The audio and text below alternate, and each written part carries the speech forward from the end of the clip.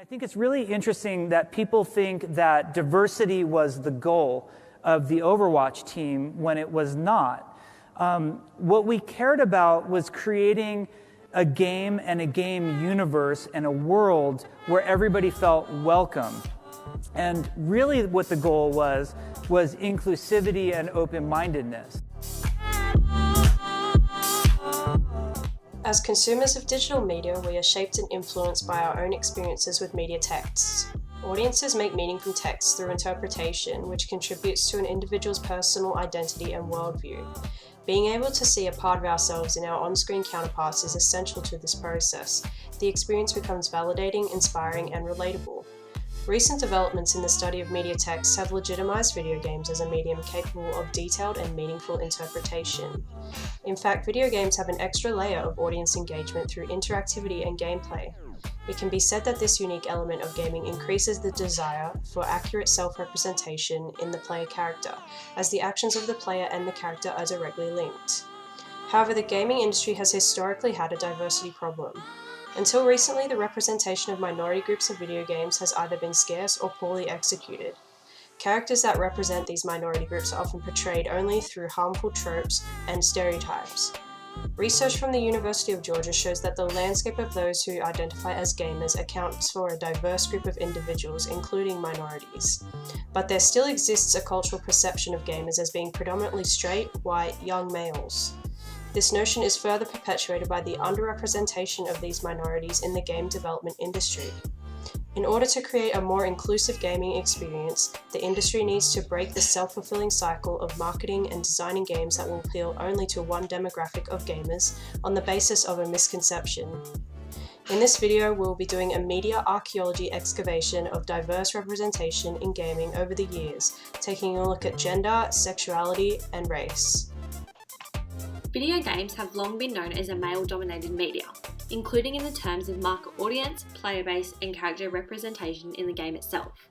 Carol Shaw was the first female developer to join the Atari company in the late 70s, best known for her game River Raid for the Atari 2600. While working at Atari, Shaw claimed that her and her co-workers didn't discuss gender or target demographic, and instead made games they thought would be fun. Shortly after she joined the team, President and CEO of Atari, Ray Kassar, jokingly said, "Now that Atari has a female game designer, she can do interior decorating and cosmetic colour matching games." Shaw was told by co-workers to ignore his comments and continue making the games she wanted to. Roberta Williams is another female developer from the early days of gaming, who was at the head of the company Sierra. Her point-and-click adventure games often featured female protagonists, such as Princess Rosella from King's Quest. Sierra developer Laurie Cole recalls a moment after the release of King's Quest when she encountered the soon-to-be popular attitude of games being for men only. "We received the silliest letter ever from this guy who was calling Roberta a feminist for wanting to have a female as a main character. We passed it around the company and everybody at Sierra was laughing at this guy for being upset because we had a female main character. We didn't see this as a problem. In fact, we had several games that had female leads. Nobody thought it was an issue." In the years to follow, male characters were often immersed in gun battles, driving fast cars and flaunting other macho characteristics. Whereas female characters, if the game had any at all, were usually built around male fantasies and sexist tropes.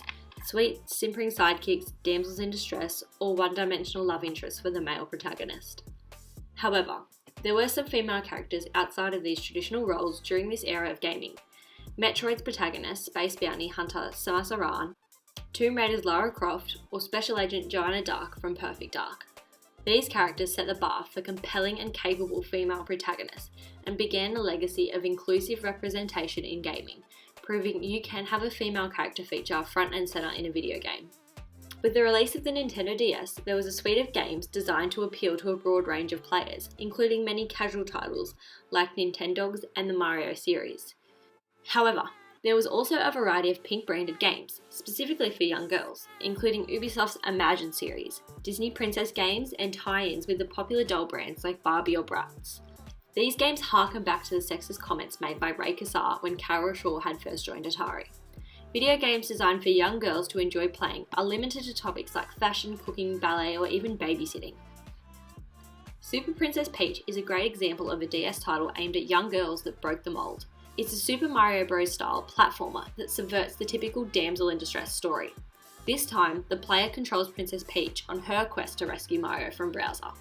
The game allows the player to switch between Peach's different emotions: joy, gloom, rage, and calm. Each mood activates a unique ability, which helps solve puzzles and defeat enemies. It's a fun gameplay design that allows Peach to play the role of protagonist while maintaining her feminine qualities. In the last decade, gaming has seen a big shift away from the preference of strictly male heroes. Many acclaimed AAA game titles feature female characters that are more than just hypersexualized eye candy or stereotypes. Look no further than great heroines and protagonists like Ellie from The Last of Us, Clementine from The Walking Dead, Faith from Mirror's Edge, Aloy from Horizon Zero Dawn, the list goes on. These strong characters are important to both female gamers and the general culture of the gaming community. Seeing compelling female characters in narrative roles that are traditionally given to men is empowering and inclusive, which embodies the significance of having diverse representation in video games.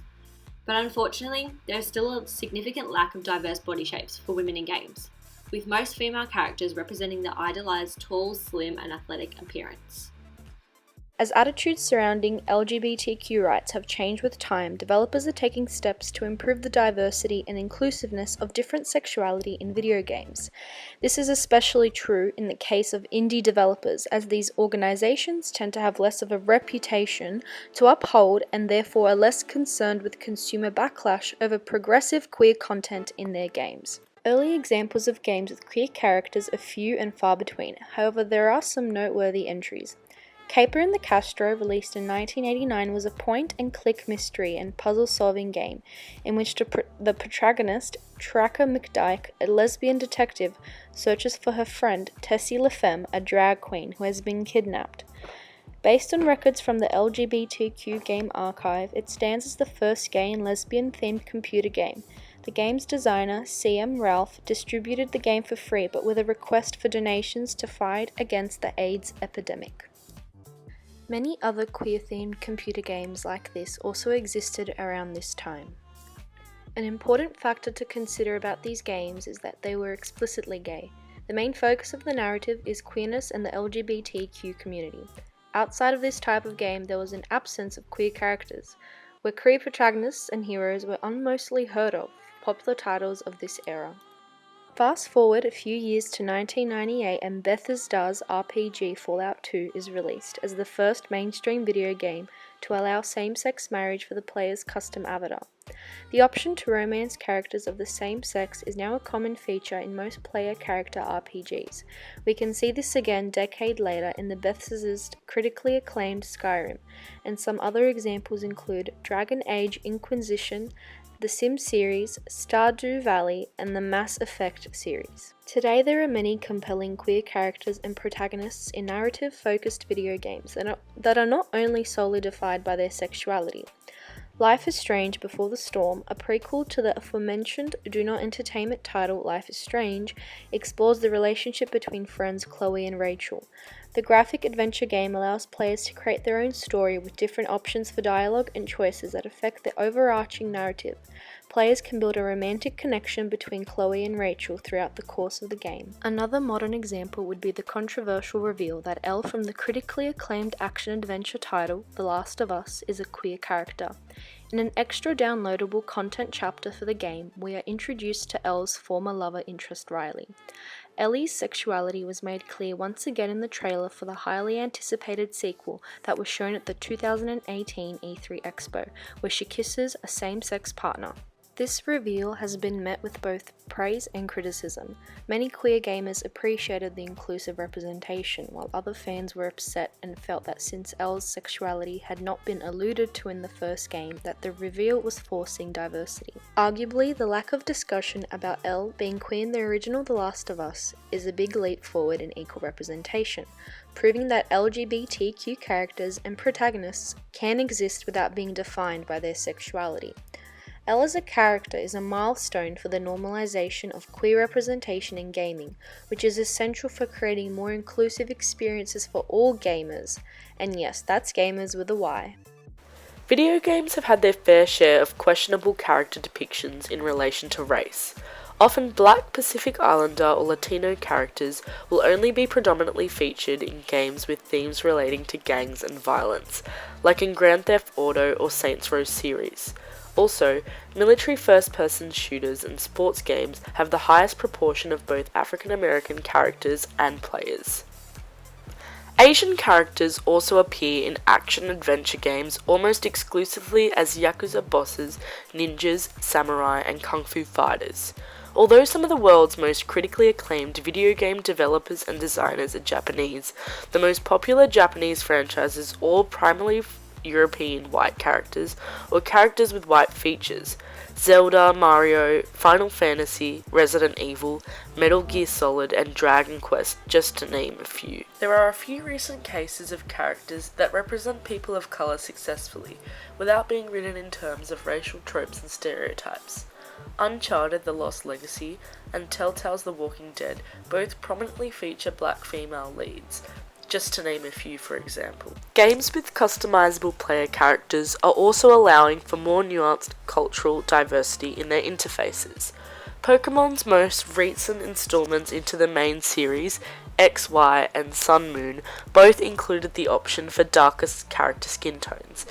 EA's popular life simulation title, The Sims 4, has been praised for its numerous game patches that have aimed to give players a more culturally inclusive gameplay experience. Recently, EA added new hijab options and a bikini-style swimsuit for Sims to wear in the game.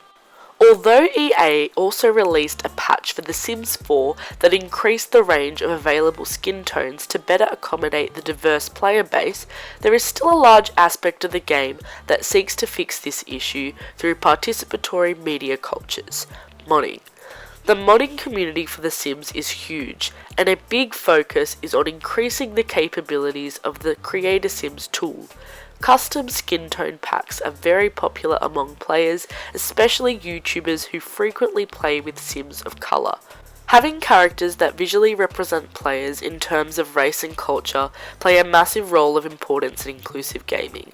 It's about accounting for a broad range of voices and experiences in games so that people from different backgrounds see themselves represented on screen, and the stereotypical general perception of gamers can be changed to accurately represent the gaming community.